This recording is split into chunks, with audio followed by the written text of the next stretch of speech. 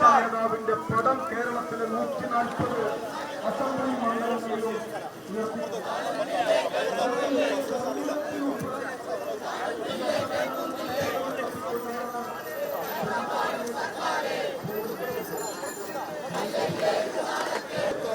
ലോകത്ത് അശാന്തി വിതറുന്ന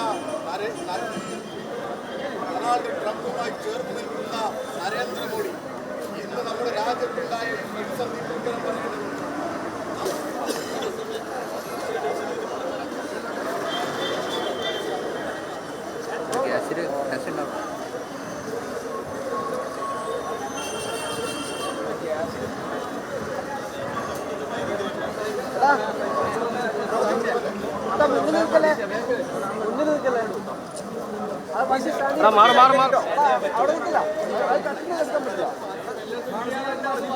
ഗ്യാസ് കൊണ്ടാണ് പോ.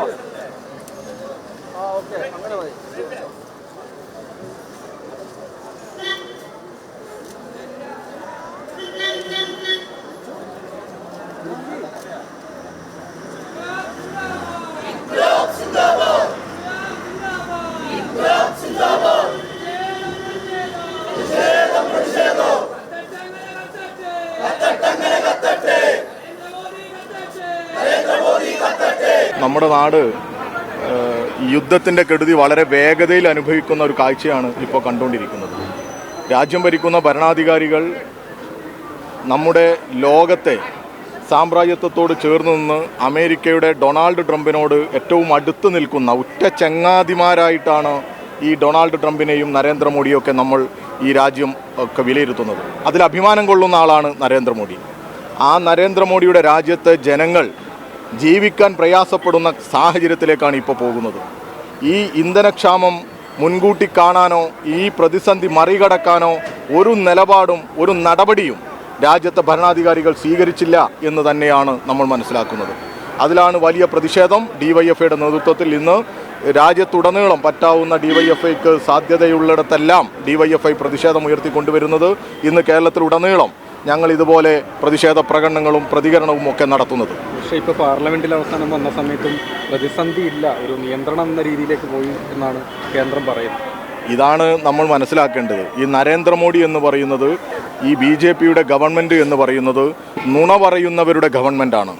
സത്യത്തെ മറച്ചു പിടിക്കുന്നവരുടെ ഒരു കൂട്ടമാണിവർ. എന്തൊരു വൃത്തികേടാണ് ഇവർ പറയുന്നത്. ഇപ്പോൾ നമ്മുടെ നാട്ടിൽ നമ്മൾ അനുഭവിക്കല്ലേ ഈ ഇന്ധനക്ഷാമം, ഡൽഹിയിൽ അനുഭവിക്കുന്നില്ലേ? ഇപ്പോൾ ഇന്ന് 1-2 മാധ്യമങ്ങൾ റിപ്പോർട്ട് ചെയ്തില്ലേ, ഉത്തർപ്രദേശിലെ ഒരു കല്യാണത്തിന് വേണ്ടി ക്യൂ നിൽക്കുകയാണ്, ഗ്യാസിന് വേണ്ടി ക്യൂ നിൽക്കുന്ന ചിത്രം ഇന്ന് ചില മാധ്യമങ്ങൾ റിപ്പോർട്ട് ചെയ്തു. മനുഷ്യരോട് നിങ്ങളുടെ തന്നെ വിവിധ ബ്യൂറോകൾ ഉണ്ടല്ലോ അവിടെയൊക്കെ, അവരൊക്കെ ചോദിക്കുന്ന ചോദ്യങ്ങൾ നമ്മൾ കേൾക്കുകയല്ലേ. ഇത് കേരളത്തിൽ മാത്രമല്ലല്ലോ, ഇന്ത്യയിലാകെ ഈ പ്രതിസന്ധി നിലനിൽക്കുക.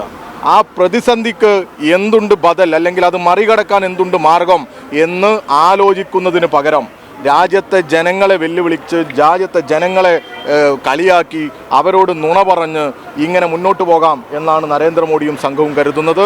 തീർച്ചയായിട്ടും ഈ രാജ്യം ഭരിക്കുന്നവരുടെ കെടുകാര്യസ്ഥതയാണ്, അവരുടെ ദീർഘവീക്ഷണമില്ലായ്മയാണ്, കാര്യഗൗരവമില്ലാത്ത ഇടപെടലാണ് ഈ വലിയ പ്രതിസന്ധിയിലേക്ക് നാടിനെ നയിക്കുന്നത്.